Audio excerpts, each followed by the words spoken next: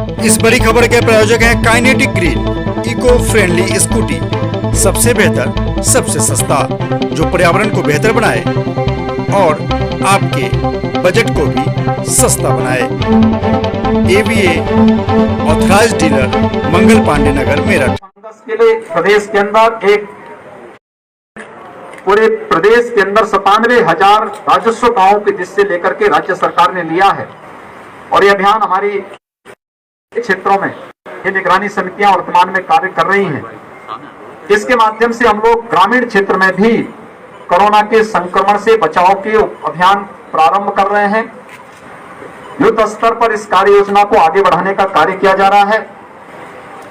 इसके साथ ही post Covid patient भी हमारे सामने आ रहे हैं। ब्लैक फंगस से जुड़े हुए कुछ मामले आए हैं। कल ही राज्य सरकार ने ब्लैक फंगस के लिए प्रदेश के अंदर एक क्राइसिस मैनेजमेंट ग्रुप हम लोगों ने बनाया है, जिसमें प्रदेश और देश के चिकित्सा विशेषज्ञों को रखा गया है। ये सभी ग्रुप इन सभी मुद्दों पर चर्चा करता है। सेकेंड वेव कैसे हम इसको फेस कर सकते हैं, थर्ड वेव में हमें क्या करना है, ब्लैक फंगस के लिए हमारी क्या रणनीति होनी चाहिए। कल उत्तर प्रदेश ने इसकी एक एडवाइजरी पूरे जनपदों में जारी कर दी है। इसकी लाइन ऑफ ट्रीटमेंट क्या होगी, क्या सावधानी बरतनी चाहिए। किसी भी पेशेंट के बारे में जो हाई रिस्क कैटेगरी पहले से पहले वेव में कहा जा रहा था कि मधुमेह से जुड़े, डायबिटीज से जुड़ा हुआ पेशेंट, उसको क्या सावधानी रखनी चाहिए, या हाई रिस्क कैटेगरी से जुड़े हुए लोगों को क्या सावधानी रखनी चाहिए, इन सभी को लेकर के कल एक व्यापक एडवाइजरी जारी की है और इसके लिए भी मुफ्त में उपचार की व्यवस्था हर एक जनपद में बनाने की कार्रवाई के निर्देश दिए गए हैं। इसके साथ ही वैक्सीनेशन के कार्यक्रम को आगे बढ़ाने और थर्ड वेव को रोकने के लिए भी राज्य सरकार ने अपनी व्यापक रणनीति बनाई है। 45 से ऊपर के लोगों को भारत सरकार मुफ्त में वैक्सीन उपलब्ध करवा रही है और मुफ्त में वैक्सीन उपलब्ध करवाने की इस कार्रवाई के साथ प्रदेश में अब तक हम लोगों ने 1.5 करोड़ लोगों को वैक्सीन हम दे चुके हैं। 18 प्लस में मेरठ जो कमिश्नरी है, इसमें 50,000 यूथ को अब तक वैक्सीन दिया जा चुका है। वैक्सीनेशन का एक कार्यक्रम हम लोगों ने फेज वाइज 18 प्लस के लिए फेज वाइज प्रारंभ किया है। पहले 9 जनपद जो सर्वाधिक एक्टिव केसेस जहां पे थे, पॉजिटिविटी ज्यादा थी, उन पे किया। फिर सभी नगर निगमों में हमने इसको लागू किया। अब सभी नगर निगमों के साथ ही हर कमिश्नरी मुख्यालय पर भी हम लोग कल से 23 जनपदों में 18 प्लस का वैक्सीनेशन का कार्यक्रम प्रारंभ होने जा रहा है। युद्ध स्तर पर इस कार्यक्रम को आगे बढ़ाने के साथ ही प्रदेश सरकार ने एक व्यापक रणनीति बनाई है, क्योंकि कोरोना कर्फ्यू को 1 सप्ताह के लिए आगे बढ़ाने का कार्य हुआ है। इस दौरान राज्य सरकार ने उन सभी लोगों को, 15 करोड़ लोगों को, जो पात्र गृहस्थी के, अंत्योदय के कार्ड धारक हैं, लेबर क्लास के लोग हैं, जरूरतमंद हैं, ऐसे लगभग 15 करोड़ लोगों को मुफ्त में राशन उपलब्ध कराने की 3 महीने का मुफ्त में राशन उपलब्ध कराने के कार्य को आगे बढ़ाया है।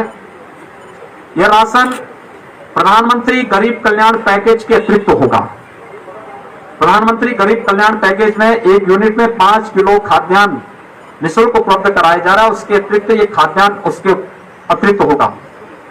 इसके अलावा स्ट्रीट वेंडर, रिक्शा चालक, ई रिक्शा चालक, जितने भी लेबर, संगठित और संगठित क्षेत्र के जितनी भी लेबर हैं, हमारे नाविक हैं, कुली हैं, पल्लेदार हैं, मोची हैं, नाई है, धोबी है, इन सभी लोगों को भी जो प्रतिदिन कमाते थे और उससे अपने परिवार की आजीविका चलाते थे, उनको भरण पोषण भत्ता भी देने की व्यवस्था राज्य सरकार ने कल इसको स्वीकृति दी है और हर एक जनपद में हम लोगों ने इसकी व्यापक योजना बना करके इसको लागू करने का कार्य किया है।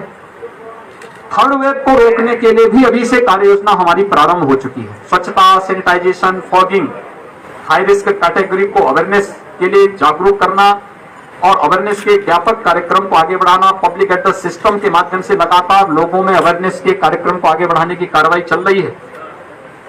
हर एक जनपद में, मेडिकल कॉलेजेस में, डिस्ट्रिक्ट हॉस्पिटल में, हम लोगों ने एक व्यवस्था की है कि वहां पे पीडियाट्रिक का आईसीयू का निर्माण अभी से प्रारंभ हो जाए। उत्तर प्रदेश के पास इंसेफ्लाइटिस से लड़ने का अनुभव है। हम लोगों ने इसकी व्यापक कार्य योजना पहले से बनाई है। इंसेफ्लाइटिस में मौत के आंकड़ों को हम 95% कम करने में सफल हुए हैं और इस समय हम लोगों ने उसी तर्ज पर थर्ड वेव को फेस करने के लिए भी अपनी एक व्यापक रणनीति को आगे बढ़ाने का कार्य किया है। हमारी जो प्रदेश के अंदर विशेषज्ञों की समिति है वह निरंतर इस पर कार्य कर रही है। भारत सरकार के मार्गदर्शन में, भारत सरकार के सहयोग से हम इसको भी नियंत्रित करने में सफल होंगे। मेरी आप सबसे भी अपील होगी कि इस महामारी से लड़ने में एक बहुत बड़ा रोल अवेयरनेस का होगा और मीडिया का बहुत बड़ा रोल हो सकता है पब्लिक अवेयरनेस में। हाई रिस्क कैटेगरी से जुड़े हुए लोग जो पहले चरण से ही, पहले फर्स्ट फेज से ही कहा जा रहा है कि फर्स्ट वेव के समय की हाई रिस्क कैटेगरी के लोग बाहर न निकले, जिन्हें ब्लड प्रेशर है, जिन्हें शुगर है, जो कैंसर के रोगी हैं, जो हार्ट के पेशेंट हैं या किडनी के पेशेंट हैं, वे घर से बाहर न निकले, घर में भी मास्क लगा करके चलें। गर्भवती महिलाएं हैं, 60 साल से ऊपर के लोग हैं, 10 साल से नीचे के बच्चे हैं, कम इम्यूनिटी के लोग हैं, ये लोग किसी वस्तु को छू रहे हैं तो सैनिटाइजर से हाथ साफ कर सकें। तो एक बहुत बड़ा कार्य जो है कोरोना को हम लोग काफी हद तक सफल हो सकते हैं। देश की कोरोना के खिलाफ इस लड़ाई में आपके माध्यम से भी सभी लोग जागरूक हो सकेंगे। इस अपील के साथ आप सबको बहुत बहुत धन्यवाद।